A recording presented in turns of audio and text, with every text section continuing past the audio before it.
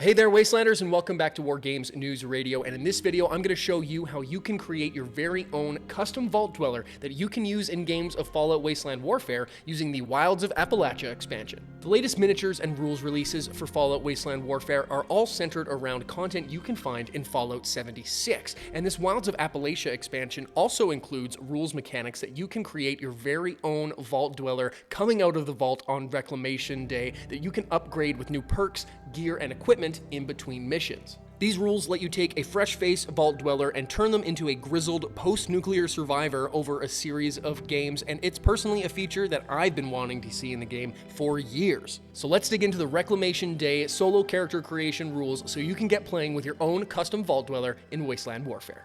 Just like the Fallout 76 video games, this expansion lets you become a Vault Dweller heading into the Wasteland after Reclamation Day. These custom units are intended to be used in the solo scenarios found in the Wilds of Appalachia rules expansions, but once you're fully leveled up, you can add your custom character to any Wasteland Warfare game, but we'll go over that in a little bit more detail later on. One thing to note before we get going is that unlike previous waves in Wasteland Warfare, Wilds of Appalachia doesn't come with one big book. It's spread across multiple different free PDFs that you can find online. It's been a bit of an unpopular move with some in the community, but there is an upside in that as these individual packets are being released, you can find them online for free. So if you want to follow along at home, you can find the link to this expansion in the description down below. Oddly enough, these Reclamation Day rules are found in the inexplicably named Mr. Fuzzy and the Ghoulish Remnants rules packet, which is the first of the Wave 10 expansions to be released. And a quick tangent, if I may, why is that the name of this rule book? Well, that's because inside are also the rules for Mr. Fuzzy and the Ghoulish Remnants, as the name would imply. But the fact that there's nowhere big rubber stamped on this that says, make your own Vault Dweller like Fallout 76, is a marketing travesty.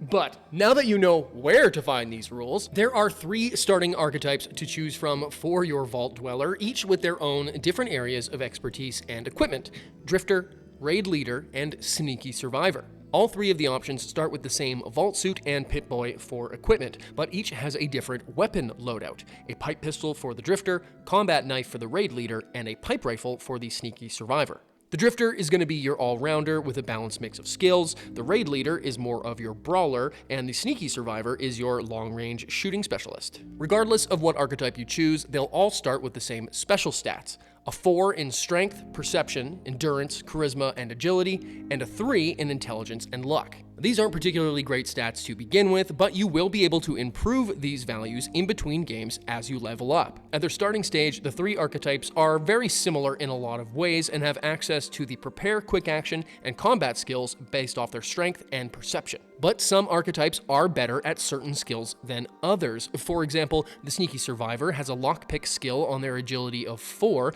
and while the Raid Leader does have the same ability, they do it on an Intelligence of 3. The Raid Leader also doesn't have access to the Search skill at all anywhere on their stat card, even as you level up. So if you're going to be a loot-focused Vault Dweller looking for containers to rummage through, then this Bruiser unit might not be the best choice. Once you've played a scenario with your custom unit, if they survive that game, you get to add 1 upgrade to their stat card. There are 3 different types of upgrades, and you can only select 1 in between every game: Special and Quick Action upgrades, Perk upgrades, and Gear upgrades. Special and Quick Action upgrades improve your Vault Dweller's special stats and can also add new Quick Action abilities. Perk upgrades add new abilities or improve abilities on your Vault Dweller's profile, while Gear upgrades allow you to improve your unit's weapons, armor, and equipment. When you do select an upgrade of any of these 3 categories, you must choose the first rank to unlock further rewards. For example, let's say we have a Vault Drifter here who plays their first scenario and survives, getting to choose an upgrade. We decide to take the level 1 Special and Quick Actions upgrade, giving them a boost to a bunch of their stats. So the next time we choose an upgrade, we can either take a second level in the Special and Quick Actions upgrades,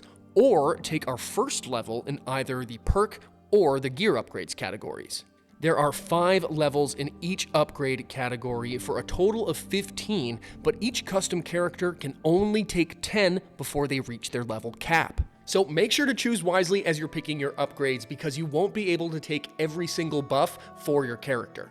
Archetypes have access to different perks that improve as you level up, like the Sneaky Survivor, who gains the Fire from the Hip ability at level 2. This ability allows them to gain an action point once per game once they're the target of a shoot action. But as you upgrade your unit, this ability just keeps getting better to the point where you could be getting a free action point anytime you're the target of a shoot action.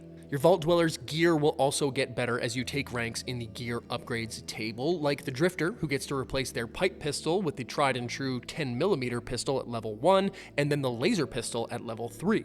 Other than finding items and weapons in the Wasteland while you're playing games, the gear upgrades table is the only way to get different equipment in the Reclamation Day rules. But with a sandbox game like Fallout Wasteland Warfare, there's absolutely nothing stopping you from using these rules with the settlement or homestead expansions, or into the Wasteland games for all you loot addicts like me. Once you've played enough solo games to get your Vault Dweller 10 upgrades, you can then use them in any roster for Fallout Wasteland Warfare at a cost of 180 caps. This cost includes any and all equipment and perks gained from upgrades, but not items found in games, which are paid for as usual. Modifius says that if you're going to use a custom character in a PvP game against a real-life opponent, be sure to clear it with the other player first. Tabletop gaming is all about having a good time, and most casual players won't mind playing against a custom unit, just so long as both players agree on what's going on so you don't run into any issues. The Drifter is, for me, the archetype that I'm the most excited about, but I'm curious to see what you folks will come up with. Let me know what you think about these rules in the comments down below, and if you're going to play around with some custom Vault Dwellers in your games at home. But that's all we got for today, folks, and if you enjoyed this video, then please hit that like button, subscribe, and turn on the notifications so you don't miss our next video. And if you really enjoy what you see here on WGNR, then check out our Patreon or click the little join button here on YouTube, where you can help us make more videos more often for you to enjoy, just like all of these fine folks here. You get all the usual YouTube kickbacks like entry into draws, polls, and you could even become a character in a future battle report or live stream, which we've got some more of those coming your way